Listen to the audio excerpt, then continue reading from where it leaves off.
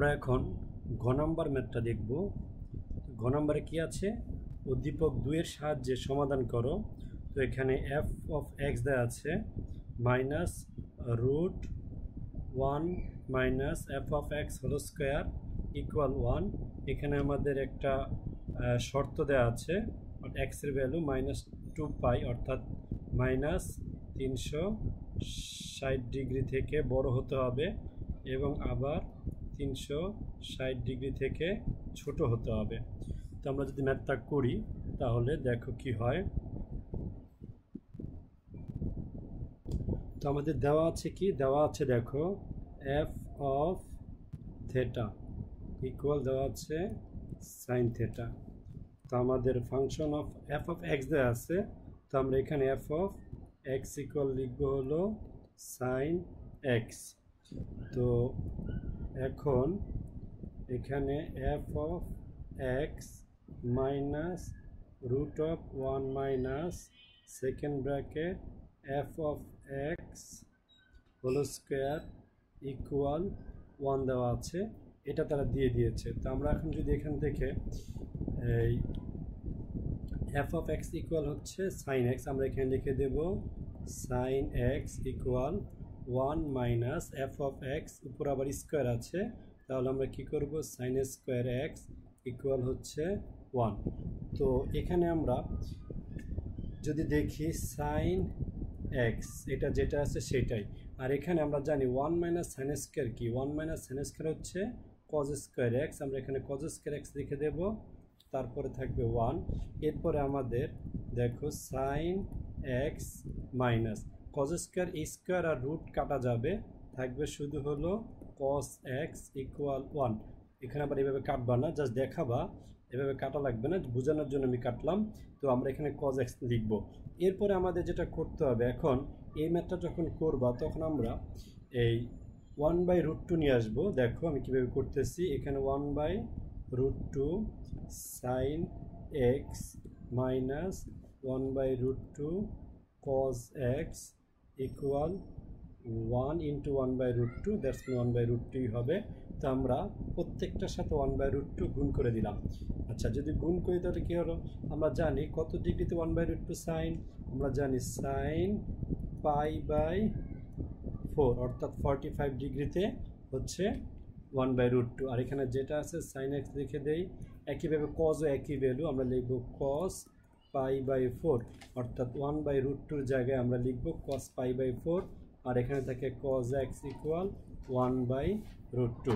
আচ্ছা, এখন আমাদের যে ফর্মুলাটা আছে সেই ফর্মুলাটা হলো এই cosটা আগে থাকতে হবে। তো আমরা একটা মাইনাস কমন নিয়ে cos যেটা আছে সেটাকে আমরা আগে নিয়ে আসি, অর্থাৎ cos x cos π/4 এটাকে আগে লিখব, দেন মাইনাসে এই মাইনাস আর এই মাইনাস প্লাস হয়ে গেল। আর এখন এই মাইনাস আর এখানে যে প্লাসটা আছে সেটা মাইনাস দিয়ে আমরা এখানে লিখব আগে সাইন এক্স ইন্টু সাইন π/4। এখানে আমরা কি লিখব? আমরা লিখব 1/√2। আচ্ছা, এরপরে আমাদের এখন ফর্মুলাটা হলো এই cos x আর cos π/4 minus sine x sine π/4, এটা একটা ফর্মুলা হলো কি? ফর্মুলা হচ্ছে cos x প্লাস π/4, এটা আমাদের মনে রাখতে হবে, ইকুয়াল 1/√2। আচ্ছা, এখন এখানে যে মাইনাসটা আছে এই মাইনাসটা আমরা কি করব? এখানে নিয়ে আসব, তাহলে হবে cos x প্লাস π/4 ইকুয়াল -1/√2। আচ্ছা, এখন কথা হলো cos কততে -1/√2? সাধারণত 3π/4 ইকুয়াল 1/√2। আমরা ক্যালকুলেটরে যখন করব তখন দেখাবে আমাদের এই ভ্যালুটা। আমরা যখন cos লিখব, cos লিখে 3 ইন্টু 180/4 যদি আমরা লিখি, তাহলে আমাদের যে ভ্যালুটা দেবে সেটা হচ্ছে 1/√2 -1/√2 ভ্যালুটা দেবে। এখানে আমরা তাহলে এটা কীভাবে লিখলাম? তাহলে আমরা এভাবে লিখবো এখন cos 3π/4। তো এখন আমরা এখানে সেটা বসাই, তাহলে এখানে হচ্ছে cos x প্লাস π/4, আর এখানে থাকবে হলো cos 3π/4। আচ্ছা, এখন আমাদের কজের একটা ফর্মুলা আছে, যদি এরকম কোনো একটা ভ্যালু থাকে কজের সাথে, তাহলে আমরা এখানে একটা ভ্যালু আছে, এই ফর্মুলাটা হচ্ছে কি x plus pi by four equal হচ্ছে 2n পাই প্লাস মাইনাস দিয়ে এই 3π/4 এখানে লিখে দেব।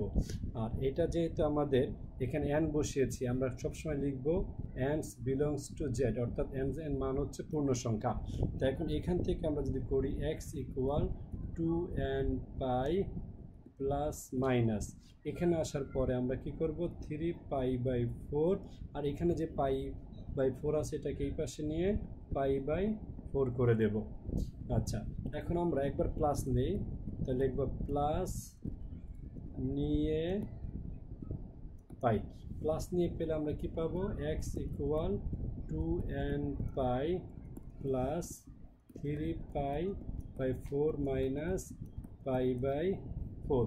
তো এখান থেকে আমাদের 2n পাই প্লাস এই দুটো থেকে এলসিএম যায় 4, তো 4 দিয়ে ডিভাইড করলে 1 হয়, 1 দিয়ে 3π, এখানে হচ্ছে 4 দিয়ে 1 সে শুধু পাই হবে, তাহলে কি আসতেছে 2n পাই প্লাস এখানে 2π/4, এই 2 দিয়ে আবার 4কে কাটলে হবে 2n পাই, এখানে থাকতেছে তাহলে প্লাস π/2। আচ্ছা, এরপরে আমরা যদি আবার মাইনাস মান নেই, মাইনাস নিলে কি হবে দেখো x ইকুয়াল 2n পাই মাইনাস 3π/4, 3π/4 মাইনাস π/4।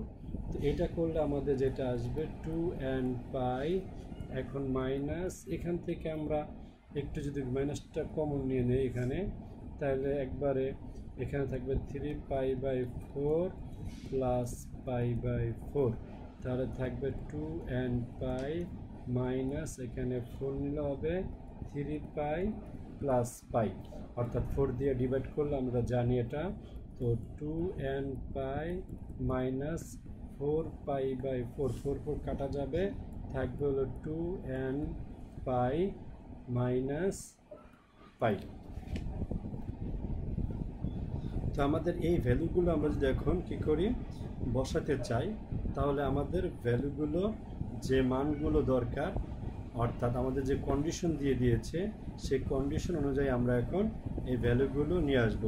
আমরা যদি একটুখানি দেখি যে n সমান যদি 0 হয়, n ইকুয়াল 0 হলে, n ইকুয়াল যদি 0 হয়, আমরা প্রথম যেটা আছে এখানে দেখো, এখানে n এর ভ্যালু 0 দাও, তাহলে এটা সম্পূর্ণভাবে 0 হয়ে যাবে, থাকবে শুধু π/2, তাহলে আমরা এখানে একদিকে পাচ্ছি হলো π/2, আর এখানে 0 দিলে এখানেও 0, এটা 0 হয়ে যাবে, আমাদের এখানে শুধু থাকবে হলো মাইনাস পাই।